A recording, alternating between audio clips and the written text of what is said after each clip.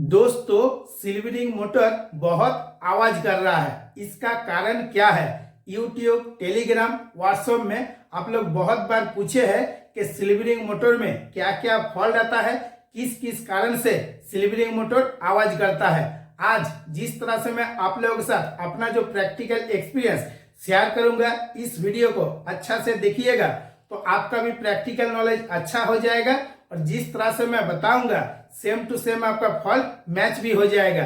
1 minute के अंदर में मोटर के पास जाके देखने से ही आप बोल सकते हैं कि मोटर में आखिर फॉल्ट क्या है। जब आप इलेक्ट्रिक ओवरहेड क्रेन में काम कीजिएगा तो देखिएगा जो डायग्राम में बना के रखा हूं यही सेम टू सेम आपका मैच हो जाएगा। पावर डायग्राम एकदम कहां से शुरू होता है ना, आर वाई और बी सप्लाई पहले किस में आता है? पावर एमसीसीबी में आता है। जब आपका पावर एमसीसीबी ऑफ रहता है तो ये एनो रहता है। जैसे ही पावर एमसीसीबी को ऑन करेंगे तो हमारा यहाँ पे एनसी बनेगा। आरवाईबी सप्लाई किस में आएगा? फॉरवर्ड का कॉन्ट्रैक्टर में। अभी इस जगह में जो आपका एमसीसीबी लगाया गया है किस लिए? इसमें आपका दो गो प्रोटेक्शन मिल जाता है। एक होता है आपका शॉर्ट सर्किट, दूसरा होता है आपका ओवरलोड। अभी फॉरवर्ड कॉन्ट्रैक्टर जब आपका ऑन होगा तो आर वाई और बी जो कॉन्ट्रैक्टर का किट है यहाँ पर आपका एनसी बनेगा तो आर वाई बी सप्लाई आएगा ऑयलर में, जिसको हम लोग बोलते हैं थर्मल ओवरलोड रिले। इस पे भी आपका दो गो प्रोटेक्शन मिल जाता है। एक होता है आपका शॉर्ट सर्किट, दूसरा होता है आपका ओवरलोड। और जो आपका सिल्वरिंग मोटर है, सिल्वरिंग मोटर का नेम प्लेट में आपको देखना है कि कितना एम्पियर लिखा हुआ है। उसी हिसाब से ये जो आपका ऑयलर है इसको सेटिंग करना है। और ऑयलर को सेट किस तरह से करना है इसका एक वीडियो बना के भी ऑलरेडी मैं आप लोगों को समझाया हूं। जब आप सिल्वरिंग मोटर का टर्मिनल का कनेक्शन कीजिएगा वो किस तरह से करना है। तो ये जो आपका फॉरवर्ड का कॉन्ट्रैक्टर है ये जब ऑन होगा तो आरवाईबी सप्लाई हमारा ऑयलर में आएगा। ऑयलर से आउट होने के बाद किस में आएगा? मोटर टर्मिनल में। जब आप सिल्वरिंग मोटर का टर्मिनल खोलिएगा तो देखिएगा एक में आपका U2 V2 W2 है और दूसरा टर्मिनल में आपका KLM है। जो मोटर के अंदर से 6 गो लीड निकल के आया है इसमें एकदम आपका साफ साफ लिखा हुआ रहता है। जो आपका U2 V2 W2 है इसमें आपको RYB का कनेक्शन करना है और जो आपका KLM है इसके बारे में मैं आप लोगों को बताऊंगा। और जब आप इलेक्ट्रिकल का इंटरव्यू दीजिएगा तो देखिएगा आपसे पूछेगा जो इलेक्ट्रिक ओवरहेड क्रेन में रेजिस्टेंस बॉक्स रहता है इसका कनेक्शन किस तरह से करना है। तो आपका फॉरवर्ड साइड जब आपका कॉन्ट्रैक्टर ऑन होगा उस टाइम मोटर आपका सीधा तरफ घूमेगा। जब आपका रिवर्स का कॉन्ट्रैक्टर ऑन होगा तो पावर का कनेक्शन किस तरह से करना है। ऊपर में जो आपका आर वाई और बी है इसमें आपका कुछ भी चेंज नहीं होगा। और जो आपका ये रिवर्स का कॉन्ट्रैक्टर से आउट हो रहा है इसमें से आपका जो आर वाई बी सप्लाई है तो आर सप्लाई हमारा बी में जाएगा, वाई रहेगा और बी वाला आर में जाएगा। मतलब इस जगह में दोस्तों आपको सिर्फ एक फेज चेंज करना है। अगर इस डायग्राम को देख के सेम टू सेम कनेक्शन कर दीजिएगा तब भी कोई दिक्कत नहीं है। जब आपका रिवर्स का कॉन्ट्रैक्टर ऑन होगा उस टाइम मोटर आपका उल्टा तरफ घूमेगा। अभी ये हो गया दोस्तों आपका पावर का कनेक्शन, मतलब 415 वोल्ट का कनेक्शन किस तरह से करना है मोटर टर्मिनल में। आपको एक चीज याद रखना है कि सिल्वरिंग मोटर में जो आपके स्टेटर रहता है यह हम लोग का डेल्टा कनेक्शन होता है, इसीलिए इसमें U2 V2 W2 लिखा हुआ रहता है। और जो मैं स्टार कनेक्शन, डेल्टा कनेक्शन इसका भी वीडियो बना के ऑलरेडी आप लोगों को समझाया हूं। तो मोटर टर्मिनल में बच जाता है हमारा और 3 टर्मिनल। तो KLM जो आपका इलेक्ट्रिक ओवरहेड क्रेन में रेजिस्टेंस बॉक्स रहता है इसमें आपका क्या लिखा हुआ रहता है? DEF। तो जो DEF लिखा हुआ है तो मोटर टर्मिनल में जो KLM लिखा हुआ है इसके साथ आपको कनेक्शन करना है एकदम सेम टू सेम। अभी देखिएगा बहुत सा फ्रेंड हमसे पूछा भी है कि क्रेन में जो हम लोग सिल्वरिंग मोटर लगाते हैं स्पीड कंट्रोल करने के लिए, मतलब जब आप मोटर को स्टार्ट कीजिएगा शुरू में थोड़ा सा हल्का स्पीड में चलेगा, उसके बाद और थोड़ा सा स्पीड बढ़ेगा, इसे धीरे धीरे स्पीड बढ़ता है। अभी ये किस तरह से काम करता है? तो जो आपका रेजिस्टेंस बॉक्स रहता है ये आपका स्टेप बाय स्टेप बटा हुआ रहता है। तो जब आपका 1 नंबर रेजिस्टेंस का कॉन्ट्रैक्टर ऑन होगा मतलब ये जो कॉन्ट्रैक्टर है, ये जो कॉन्ट्रैक्टर का तीनों किट है, यहाँ पे आपका एनसी बनेगा, तभी आपका क्या होगा, मोटर का जो स्पीड है थोड़ा सा बढ़ेगा। अगर कोई कारण से इस जगह में आपका कॉन्ट्रैक्टर मान लीजिएगा ऑन हुआ है, लेकिन ये जो कॉन्ट्रैक्टर का किट है ये ठीक से एनसी नहीं हुआ है, तब आपका क्या होगा, जैसे आप लोग पूछे हैं कि जो आपका इलेक्ट्रिक ओवरहेड क्रेन है इसमें जो आपका रेजिस्टेंस बॉक्स है ये बहुत ज्यादा गर्म हो रहा है, बहुत ओवरहीट हो रहा है। तो ये जो आपका रेजिस्टेंस का कॉन्ट्रैक्टर है, कॉन्ट्रैक्टर को आपको अच्छा से मल्टीमीटर में चेक करना है। जब आप मल्टीमीटर में चेक कीजिएगा तो उस टाइम ये जो शॉर्ट लिंक है, ये शॉर्ट लिंक आपको खोल के चेक करना है। अगर इस जगह में आपका डेल्टा कनेक्शन बना हुआ है तो डेल्टा कनेक्शन खोल के चेक करना है। डेल्टा कनेक्शन किस तरह से करना है, स्टार कनेक्शन किस तरह से करना है, इसका भी वीडियो बना के और प्रैक्टिकल में वीडियो डाल के भी आप लोगों को समझाया हूँ। YouTube में एक बार सर्च कर दीजिएगा तो आपके पास ऑटोमेटिक वीडियो आ जाएगा। जब आपका 1 नंबर रेजिस्टेंस ऑन होगा तो मोटर का थोड़ा सा स्पीड बढ़ेगा, फिर 2 नंबर ऑन होगा, फिर 3 नंबर ऑन होगा, फिर 4 नंबर ऑन होगा। और जो मैं डायग्राम बना के आप लोगों को समझा रहा हूँ इसको देख देख के भी कनेक्शन कर दीजिएगा, तब भी कोई दिक्कत नहीं है। अभी और एक क्वेश्चन आ जाता है कि स्लिप मोटर में सबसे ज्यादा क्या फॉल्ट आता है। स्लिप मोटर में सबसे ज्यादा आपका एक ही फॉल्ट आता है स्लिप मोटर का, ये जो रोटर है, ये रोटर आपका बार बार शॉर्ट हो जाता है। ऐसे मोटर को खोल के देखिएगा तो आपको दिखाई नहीं देगा, क्योंकि आज जो मैं फॉल्ट के बारे में आप लोगों को बता रहा हूँ हर काम मैं प्रैक्टिकल में किया हूँ, इसके बाद आप लोगों को बता रहा हूँ। जब आपका मोटर का रोटर शॉर्ट हो जाता है तो किस तरह से आपको चेक करना है, ये जानना बहुत जरूरी है। जब दोस्तों इलेक्ट्रिक ओवरहेड क्रेन में स्लिप रिंग मोटर आवाज कर रहा है तो बहुत जल्दी स्टेप बाय स्टेप आपको किस तरह से चेक करना है। तो शुरू में आपको जाके देखना है कि ये LM में एम्पियर से ही ले रहा है या नहीं ले रहा है। ठीक है, एम्पियर अगर सब में ले रहा है, इसके बाद आपको क्या देखना है, DEF इसका वायर खोल देना है। खोलने के बाद आपको देखना है कि मोटर घूम रहा है या नहीं घूम रहा है। अगर रोटर शॉर्ट रहेगा तो मोटर आपका घूमने लगेगा। इसको देख के बहुत आसान से आप समझ सकते हैं कि रोटर हमारा शॉर्ट हो गया है। इसके बाद अगर आपको और कुछ डाउट है तो आपको क्या करना है, सीधा आपको स्लिप रिंग मोटर के पास आ जाना है। ठीक है, तो जो रोटर से आपका 3 को केबल आ रहा है, देखिएगा कार्बन होल्डर लगा हुआ रहता है जिस तरह से मैं बनाया हूं। ये जो कार्बन होल्डर है इसमें एक स्लिप रिंग लगा हुआ है जिससे हम लोग स्पीड कंट्रोल कर रहे हैं। ठीक है, इसमें जो आपका कार्बन ब्रश है, सारा कार्बन ब्रश का आपको खोल देना है। जैसे ही आप खोल दीजिएगा और दोबारा मोटर को चलाइएगा, अगर आपका रोटर शॉर्ट रहेगा तो आपका मोटर घूमने लगेगा। ये होता है जल्दी जल्दी चेकिंग, मतलब आपको सिर्फ चेक करने में 5 से 10 मिनट लगेगा। इसके अंदर में आप कंफर्म कर दीजिएगा कि स्लिप रिंग मोटर का रोटर शॉर्ट हुआ है या नहीं हुआ है। जो स्लिप रिंग मोटर का मेंटेनेंस होता है इसके बारे में भी आपको जानना जरूरी है। जब देखिएगा स्लिप रिंग मोटर का हम लोग मेंटेनेंस करते हैं, जब आपका इलेक्ट्रिक ओवरहेड क्रेन नया रहता है उसी टाइम से ही हम लोग एयर प्रेशर से स्लिप रिंग मोटर को एकदम बिल्कुल क्लीन करके रखते हैं। जब हम लोग प्रिवेंटिव मेंटेनेंस करते हैं उसी टाइम से जितना आपका साफ सुथरा रहेगा उतना आपका स्लिप रिंग मोटर का रोटर शॉर्ट नहीं होगा। अगर आप अच्छा से साफ सुथरा नहीं करके रखते हैं, पूरा डास्ट से भरा हुआ रहता है और एक दिन हवा या एयर प्रेशर से नहीं मारे, या मान लीजिएगा 2 महीने या 3 महीने एयर प्रेशर बिल्कुल मोटर्स में क्लीन नहीं किए, एक दिन अगर आप साफ सफाई करने जाइएगा तब भी आपका रोटर शॉर्ट हो जाएगा। जितना पॉइंट के बारे में मैं बताया हूँ ये सब पॉइंट छोड़ के दूसरा कोई कारण नहीं रहता है। और एक चीज, जब आप मोटर में देख रहे हैं कि आवाज आ रहा है तो आपको ये देखना है कि ड्राइवर क्या बोल रहा है। ड्राइवर को अगर पूछिएगा तो 75% फॉल्ट आपका सही हो जाएगा। मोटर आवाज करेगा तभी देखिएगा इलेक्ट्रिकल डिपार्ट को बोलता है। अगर आपका सही चलने लगेगा तो ड्राइवर ऐसे नॉर्मल में आपको बोलेगा नहीं।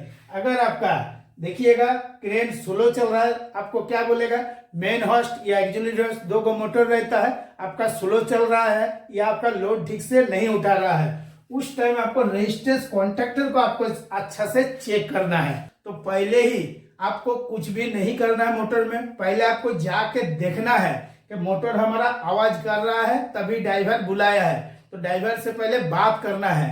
तो ड्राइवर आपको बताएगा कि किस टाइप का आवाज आ रहा है। अगर आपका जब आपका फॉरवर्ड से रिवर्स कर रहा है उस टाइम आवाज आ रहा है तो स्टार्टिंग में देखिएगा किस टाइप का आएगा, दम दम करके आवाज करेगा।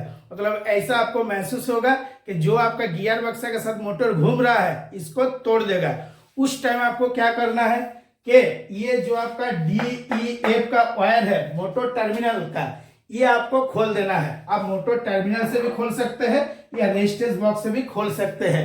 खोलने के बाद आपको देखना है कि आखिर रोटर शॉर्ट हुआ है या नहीं हुआ है। जैसे ही आप ये जो KLM है ये खोल दीजिएगा या DEF ये केबल आप जब खोल दीजिएगा उसके बाद अगर आपका मोटर घूम रहा है तब आपको समझना है कि रोटर शॉर्ट हो गया। लेकिन कोई कोई जो छोटा मोटर रहता है वो थोड़ा थोड़ा घूमता है लेकिन पूरा घूमेगा नहीं, थोड़ा सा घूमने के बाद फिर रुक जाएगा।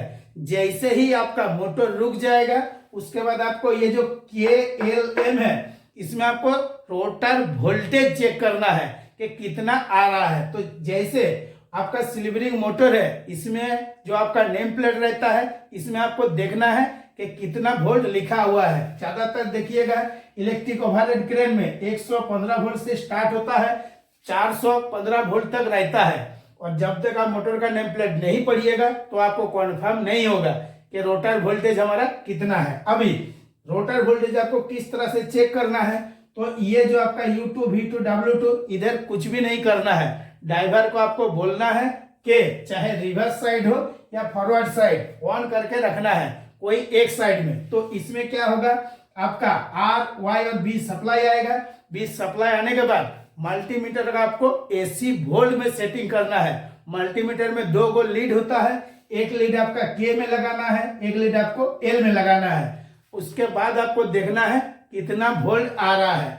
अगर आपका मोटर का रोटर जो है इसमें जो नेम प्लेट है इसमें 115 वोल्ट लिखा हुआ है तो देखिएगा 115 आएगा, नहीं तो 117 आएगा, नहीं तो 120 आएगा। मतलब ये जो आपका इनपुट का वोल्टेज ज्यादा होगा तभी आपका रोटर में वोल्टेज ज्यादा मिलेगा। अभी पहले आप क्या चेक किए, K और L चेक किए, उसके बाद L और M चेक करना है, उसके बाद M और K चेक करना है कि देखना है कि हमारा वोल्टेज ठीक आ रहा है कि नहीं आ रहा। अगर आपका रोटर शॉर्ट हो जाएगा, अगर मोटर घूमने लगेगा तब आपका वोल्टेज कभी भी नहीं आएगा।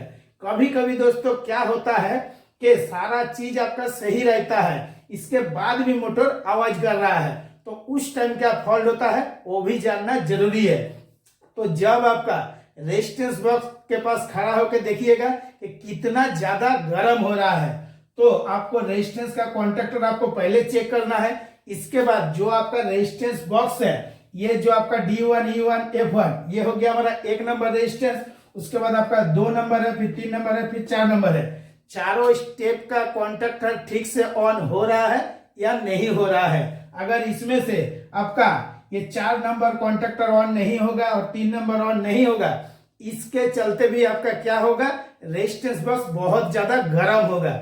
लेकिन रेजिस्टेंस बॉक्स गर्म होगा, मोटर आवाज नहीं करेगा, लेकिन ड्राइवर आपको खुद बोलेगा कि जो अगर मेन हॉर्स चल रहा है तो मेन हॉर्स आपका लोड नहीं ले रहा है। जो जो पॉइंट मैं बता रहा हूं अच्छा से आपको सुनना है। अभी इस जगह में आप रोटर वोल्टेज चेक कर लिए, इसके बाद आपका क्या करना है, ड्राइवर को बोलना है कि आप सिर्फ बंद करो। मतलब चाहे रिवर्स साइड या फॉरवर्ड साइड चला रहा था, इसको आपको बंद करना है। अगर आपको कुछ डाउट लगा या रोटर वोल्टेज ठीक से नहीं मिला तो आपको क्या चेक करना है, रेजिस्टेंस वैल्यू चेक करना है।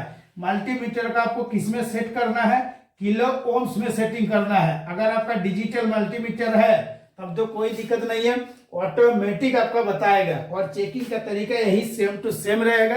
अगर बड़ा मोटर रहेगा तो ज्यादातर देखिएगा 0.1 बताएगा या 0.2 बताएगा, इससे ज्यादा आपका नहीं बताएगा। और मोटर का डिटेल्स के बारे में भी ऑलरेडी मैं वीडियो बनाकर आप लोगों को समझाया हूं। बड़ा मोटर का रेजिस्टेंस वैल्यू क्यों कम होता है, छोटा मोटर का रेजिस्टेंस वैल्यू क्यों ज्यादा होता है। अभी इस जगह में आप रेजिस्टेंस कॉन्ट्रैक्टर देख लिए, रेजिस्टेंस बॉक्स देख लिए। सिर्फ रेजिस्टेंस बॉक्स देखने से नहीं होगा, रेजिस्टेंस बॉक्स में जो आपका वैल्यू आ रहा है D1, E1, F1 या DEF, तो मल्टीमीटर से इस जगह पे भी आपको वैल्यू चेक करना है। देखिएगा जो रेजिस्टेंस बॉक्स रहता है, ये जो आपका D1, E1, F1, इसमें आपका GI का नट बोल्ट देखकर टाइट किया हुआ रहता है, तो नट बोल्ट आपका बिल्कुल भी जंग लगना नहीं चाहिए। अगर आपका इस जगह में जंग लगा हुआ है तो ठीक से आपका क्या हो रहा है, रेजिस्टेंस काम नहीं कर रहा है। इसके चलते आपका मोटर भी गर्म हो रहा है और रेजिस्टेंस बॉक्स भी गर्म हो रहा है। अभी स्टेप बाय स्टेप जो जो चेकिंग का मैं बता रहा हूं आपको करना है। जो जो चेकिंग मैं बता दूंगा, अगर आप धीरे धीरे स्टेप बाय स्टेप चेक कीजिएगा तो एकदम फॉल्ट आपको मिलेगा ही मिलेगा। कि जो सिल्वरिंग मोटर 10 दिन, 20 दिन, 1 महीना, 2 महीना, 6 महीना चलते चलते क्यों रोटर हमारा शॉर्ट हो जाता है, क्यों हमारा रेजिस्टेंस बॉक्स गर्म होता है, क्यों मोटर गर्म हो रहा है। अभी जो आपको मैं पॉइंट बता रहा हूं, अगर आप अच्छा से चेक करते हैं तब तो कुछ भी दिक्कत नहीं है। अभी ये चेकिंग हो गया। चेकिंग होने के बाद जो रेजिस्टेंस बॉक्स में प्लेट लगा हुआ है, जब आप प्लांट में ड्यूटी नहीं कर रहे थे, अगर आप नया नया ज्वाइनिंग करके क्रेन में काम कर रहे हैं, तो आपको देखना है कि जो रेजिस्टेंस बॉक्स आपका सबसे ज्यादा गर्म हो रहा है, इसमें जो आपका प्लेट लगा हुआ है ये कितना नंबर का लगा हुआ है। तो देखिएगा एग्जांपल के लिए मैं मान लीजिएगा PG22 का आपका प्लेट है, तो जो आपका रेजिस्टेंस बॉक्स है सब में आपका PG22 का ही रहेगा। अगर PG 300 का है, ठीक है, तो 300 का ही रहेगा, या PG 150 का है तो 150 का ही रहेगा। मतलब इसमें से आपको एक चीज अच्छा से चेक करना है कि कोई एक प्लेट दूसरा नंबर का नहीं ना है। अगर कोई दूसरा नंबर का प्लेट लगा देगा, जैसे PG22 लगना चाहिए, इसके जगह में PG300 का लगा देगा, 300 का लगा देगा, इसमें क्या होगा दोस्तों, जो आपका सिल्वरिंग मोटर है इसका जो रोटर है ये तुरंत शॉर्ट नहीं होगा। 2 महीना, 3 महीना, 4 महीना, 6 महीना, 8 महीना चलेगा। इसके बाद फिर दोबारा आपका जो सिल्वरिंग मोटर है इसका रोटर शॉर्ट हो जाएगा, और एक बार रोटर शॉर्ट हो जाएगा तो उसको आप कुछ भी नहीं कर सकते हैं। एक बार अगर कोई मोटर में फॉल्ट आया है, जो जो पॉइंट का चेकिंग मैं आप लोगों को बता रहा हूं, ये सब चेक आपको करना है। अभी आप ये जो रेजिस्टेंस बॉक्स का प्लेट है इसको भी चेक कर लिए है, मल्टीमीटर से भी चेक कर लिए। इसके बाद आपको मेगार से भी चेक करना है। तो मेगार को आपको 1000 वोल्ट में सेट करना है। और ये जो रेजिस्टेंस बॉक्स है इसका इंसुलेशन रेजिस्टेंस वैल्यू चेक करना है। मतलब ये जो रेजिस्टेंस बॉक्स है इसमें देखिएगा जो आपका बॉडी है, बॉडी के साथ, मतलब एक आपका क्रेन में जो आर्थ है, आर्थ के साथ लगाना है। देखिएगा जो रेजिस्टेंस बॉक्स है इसका चारों तरफ 4 गो नट बोल्ट देकर टाइट किया हुआ रहता है। अच्छा से एक बार घिस लेना है। इसके बाद मेगार से आपको चेक करना है। पहले आपको मेगार को 0 करना है। इसके बाद मेगार का जो 2 गो लीड है, एक लीड आपको बॉडी में लगाना है, दूसरा लीड D1, E1, F1 में लगाना है। देखना है कि हमारा बॉडी बता रहा है या नहीं बता रहा है। अगर बॉडी मान लीजिए किसी पे भी आपका नहीं बता रहा है तब तो कोई दिक्कत नहीं है। तो रेजिस्टेंस बॉक्स में जो आपका देखिएगा फुल थ्रेड का टाई रॉड लगा हुआ रहता है, तो जितना सारा टाई रॉड है, टाई रॉड को भी आपको मेगार से चेक करना है कि कोई टाई रॉड ग्राउंड नहीं ना हो रहा है। इस हिसाब से अगर आप धीरे धीरे चेक करते हैं तो फॉल्ट आपके सामने आ जाएगा। मोटर क्यों आवाज कर रहा था ये भी आपको समझ में आ जाएगा। अभी दोस्तों और कुछ फॉल्ट है वो भी मैं आप लोगों को बताऊंगा। जैसे ये जो आपका सिल्वरिंग का मोटर है, ठीक है, ये आपका आवाज कर रहा है, तो पहले आपको जाके ड्राइवर से पूछना है कि रिवर्स से फॉरवर्ड में आवाज कर रहा है। अगर रिवर्स से फॉरवर्ड में आवाज कर रहा है तो आपको और एक चीज देखना है, ये जो DEF है किलोमीटर लेके जाना है, और DEM में किलोमीटर से एम्पियर चेक करना है कि तीनों में हमारा एम्पियर बता रहा है या नहीं बता रहा है। अगर कोई कारण से एक लीड आपका कट जाएगा, मोटर तो आपका घूमेगा लेकिन रिवर्स से फॉरवर्ड जैसे ही होगा तुरंत आपका दम दम करके आवाज करेगा।